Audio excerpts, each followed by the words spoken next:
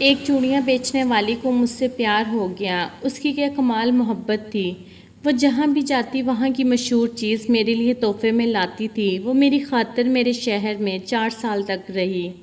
روزانہ میری منتیں کرتی اور روتی رہتی تھی، کہتی ہوتی تھی میرے نال شادی کر لے، مگر میرے لگاتار انکار پر وہ واپس اپنے آبائی گاؤں جھنگ چلی گئی۔ کچھ عرصے بعد میں اپنے دوستوں کے ساتھ بہو سلطان کے مزار پر گیا۔ میں ادھر مزار کے باہر کھڑا تھا کہ پیچھے سے کسی نے میرا بازو پکڑا۔ دیکھا تو وہی چوڑیاں بیچنے والی تھی۔ خوشی کے مارے وہ کہنے لگی کہ عاقب میری دعا رنگ لے آئی، تیرا دیدار ہو گیا، ساڈی عید ہو گئی۔ عاقب میں جب بھی دربار پہ آتی تھی تجھے مانگتی تھی، اب تیرے لیے بیٹھی ہوں، شادی نہیں کی۔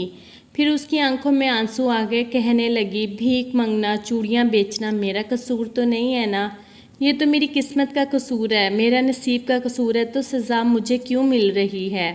وہ سب کے سامنے میرے گلے لگ کے رونے لگی، کہنے لگی کہ ایک دفعہ میرے ساتھ میرے گھر چلو، میرے پاؤں پکڑ لیے۔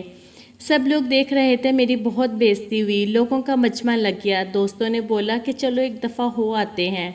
میں نے ہاں کر دی تو بھاگ کر گاڑی میں بیٹھ گئی۔ اس کا گھر 50 کلومیٹر دور تھا، سارے راستے وہ بہت خوش تھی۔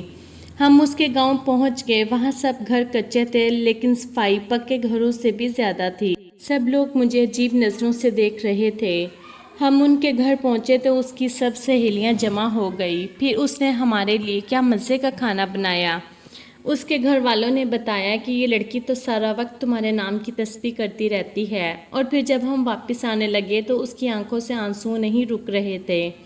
میرے ہاتھ چوم کر کہنے لگی کہ تیرا قصور نہیں ہے، میری قسمت کا قصور ہے جو میں چوڑیاں بیچنے والی کے گھر میں پیدا ہوئی۔ بڑی مشکل سے ہم سب نے اسے چپ کرایا اور پھر ہم واپسی کے لیے نکل آئے۔ میں کار کے شیشے سے دیکھ رہا تھا کہ وہ تب تک دیکھتی رہی جب تک ہماری گاڑی اس کی نظروں سے اوجھل نہیں ہو گئی۔ ہماری آخری ملاقات تھی۔ پھر ایک دن میرا اس سے ملنے کو دل کیا تو میں اس کے گاؤں چلا گیا۔ اس کے گھر والوں نے بتایا کہ تمہارے جانے کے بعد وہ بہت بیمار رہنے لگی تھی، کھانا پینا ہنسنا سب چھوڑ گئی تھی، اور ایک دن اس کی موت ہو گئی۔ مجھے اس سے محبت تو نہیں تھی، پر میں آج بھی اس سے روز یاد کرتا ہوں اور ہر سال عید کے دن اس کی قبر پر جاتا ہوں۔ کاش میں یہ یقین کر لیتا کہ آج کے دور میں بھی سچی محبت ہوتی ہے۔